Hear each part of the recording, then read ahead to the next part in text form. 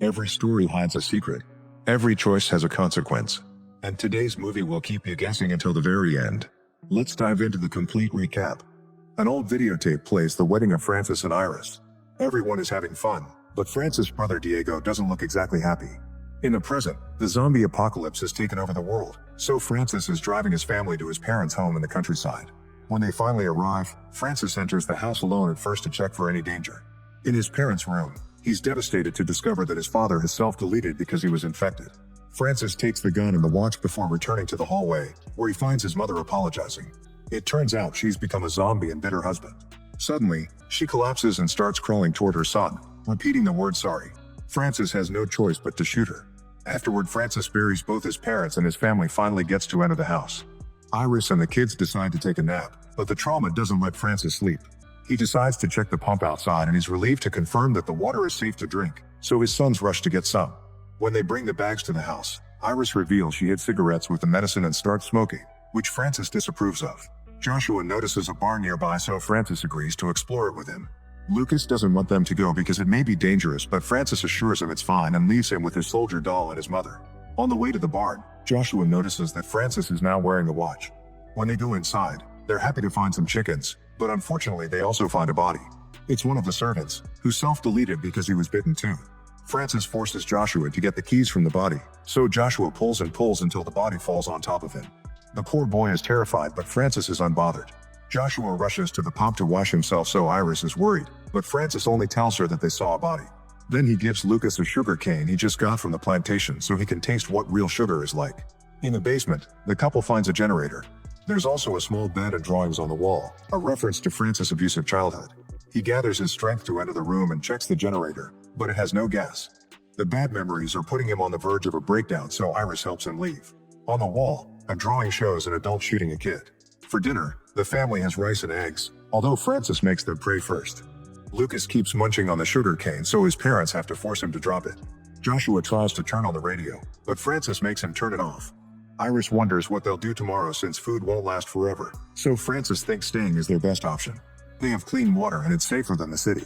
An irritated Iris reminds him that everyone is going north and thinks they should go too. Lucas and Joshua agree since they want to see their friends. Francis refuses and decides they'll stay. After dinner, Joshua goes outside to try to text his girlfriend and looks at old videos of her. Unfortunately, his phone runs out of battery and there's no power to recharge it. Francis watches him from the window and Iris takes the chance to point out that he's harsh with Joshua but sweet with Lucas, so he should treat their sons equally. That night, Francis keeps having nightmares about the horrible things that happened to him in the basement. When he snaps awake, Iris has to hold him to calm him down. The next day, Iris tells Francis that the effect this place has on him makes it not safe to say. Francis admits he made a mistake, but he finds it ironic that she thinks about their future together after what she did to him. Iris points out that if she had confessed earlier, they wouldn't be together and have Lucas, so Francis announces he's ready to move on if she is. The family leaves in the car and decides to go north like everyone else. Joshua mentions that his uncle Diego also went north, and Francis is angry to learn that Diego called Iris before they left the city. He wonders why he didn't call him, so Iris points out that Francis wouldn't answer Diego's calls. Now Francis thinks that Iris wants to go north because Diego is there, but Iris denies it, so an argument ensues. They're interrupted by Joshua yelling to make them stop the car. It turns out the bridge is blocked by abandoned vehicles and a military fence. Iris thinks there's enough room for the car to pass through and they can just move the fence. However, Francis thinks the military put the fence for a reason and points out it's getting dark. When Francis says they shall go back, Iris refuses and gets out of the car. Then she tries to move the fence to no avail. As Iris tries to use a blade to destroy the fence, a zombified soldier appears behind her repeating "Pass, please." Iris runs from it as fast as possible until Francis tells her to get down. Once she's on the ground, Francis opens fire to kill the zombie. While the couple reunites, another zombie appears behind them. Joshua honks the car horn to alert them and Francis moves quickly to shoot the zombie too. Unfortunately, the horn gets the attention of a bunch of zombies, who surround the car and make the kids scream in horror. Francis wants to kill them all, but Iris is worried about her sons, so Francis shoots only one zombie to get their attention. The horde immediately starts chasing after Francis, who shoots them one by one as they approach. This gives Iris time to get the kids out so they can run away together. When Francis runs out of bullets, he grabs a grenade from the dead soldier before climbing on top of a car. As he jumps from vehicle to vehicle, the zombies try to grab him, but Francis hits them with a gun so he can keep moving.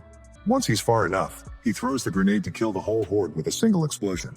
Afterward, the family returns to the house on foot. and Francis tells Iris they've already tried it her way, so now they'll do his. 2 weeks later, Francis returns to the bridge and gets in his car. It's still working, but after he starts it, he hesitates to drive. In the afternoon, Francis arrives home on foot while dragging some supplies on a makeshift stretcher.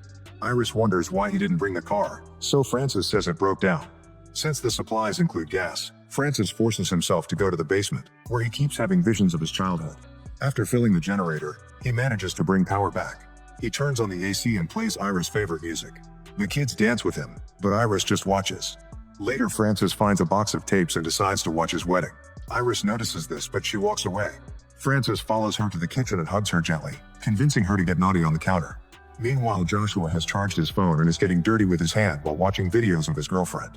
He's interrupted by Lucas, who doesn't want to sleep alone. Joshua allows him to stay and they go through a box of their father's childhood things together, including some old pictures. Lucas notices that Joshua looks exactly like a younger Diego.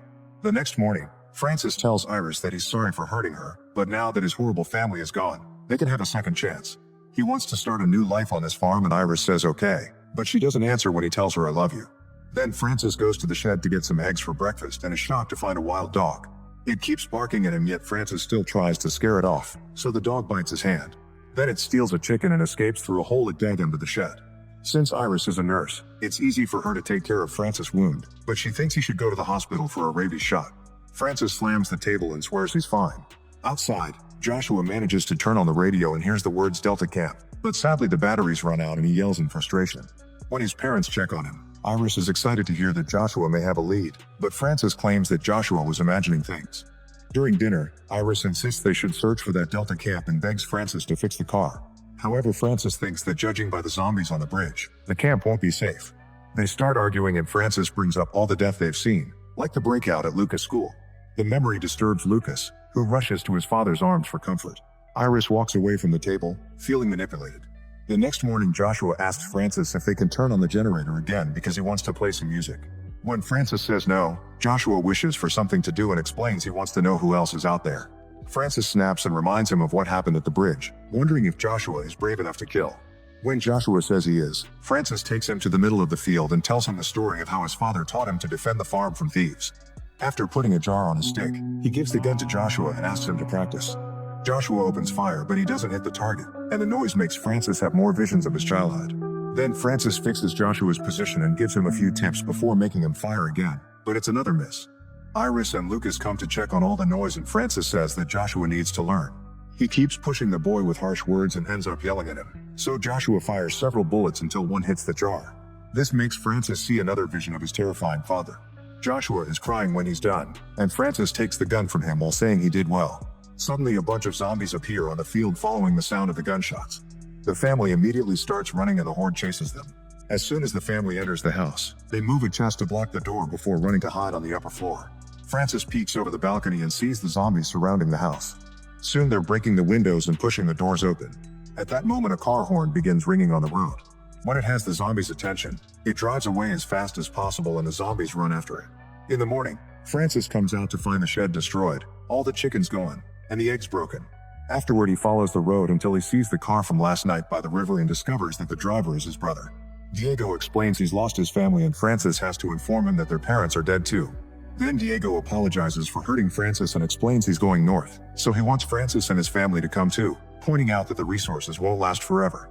An angry Francis points the gun at Diego and tells him to stay away from his family, so Diego leaves a map before driving away. Francis grabs the map and gets ready to burn it, but he doesn't dare to. Then he notices that Diego left his jacket.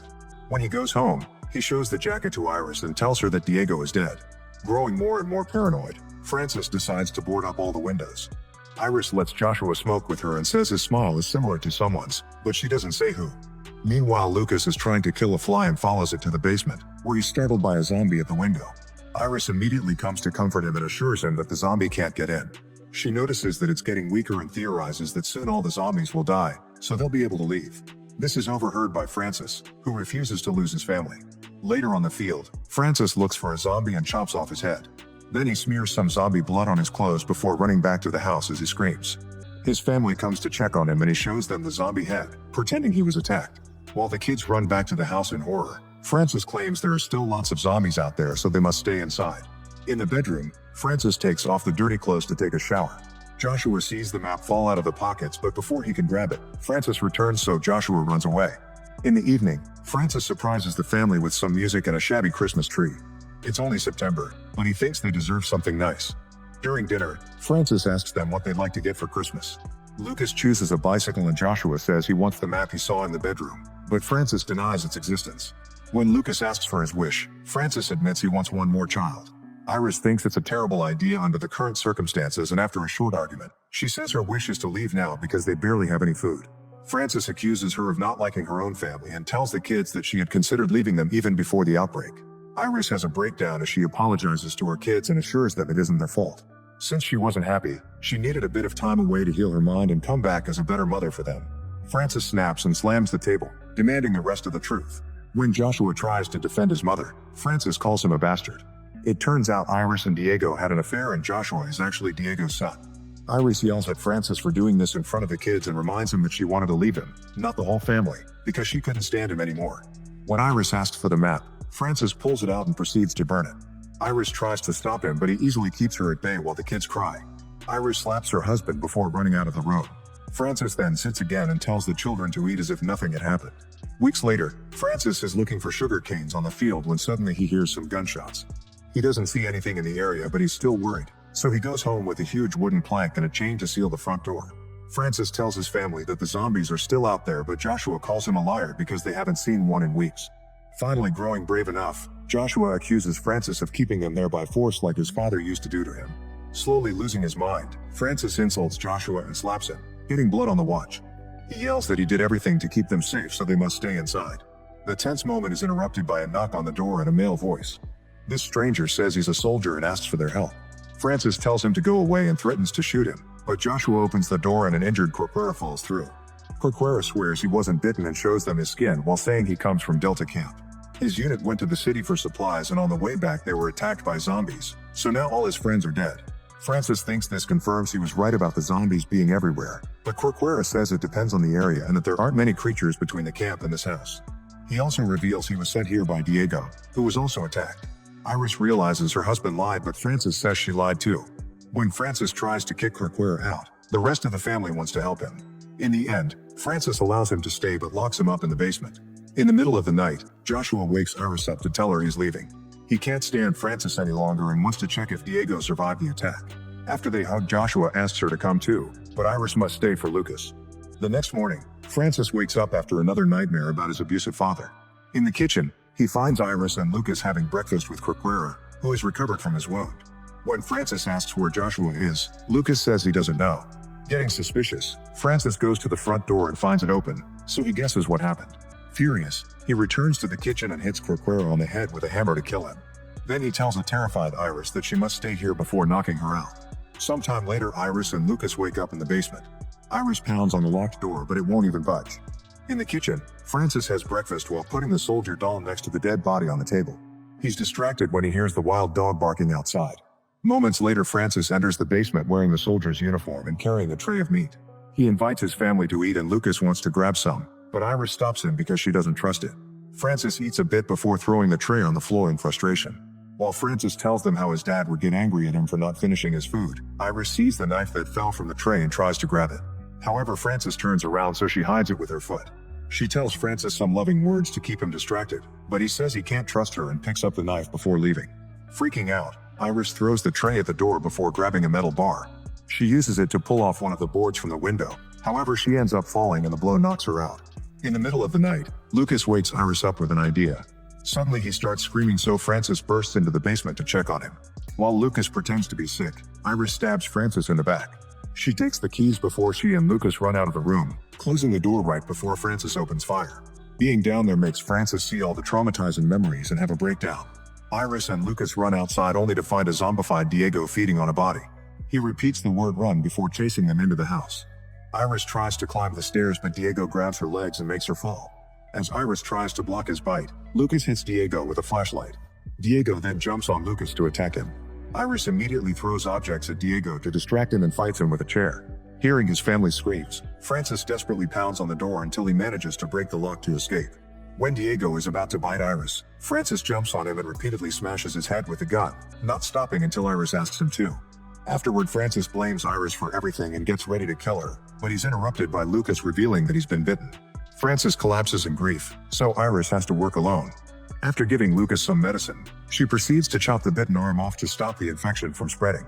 It's quite a painful process, but at least Lucas is saved.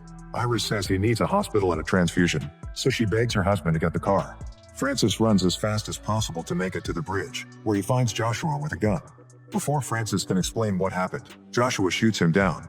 The shock immediately makes him regret it and he apologizes to his father in tears. Francis calls him "my son" before dying. Then Joshua gets in the car and starts making his way back. In the house, Iris apologizes to Lucas before she sees the car lights outside.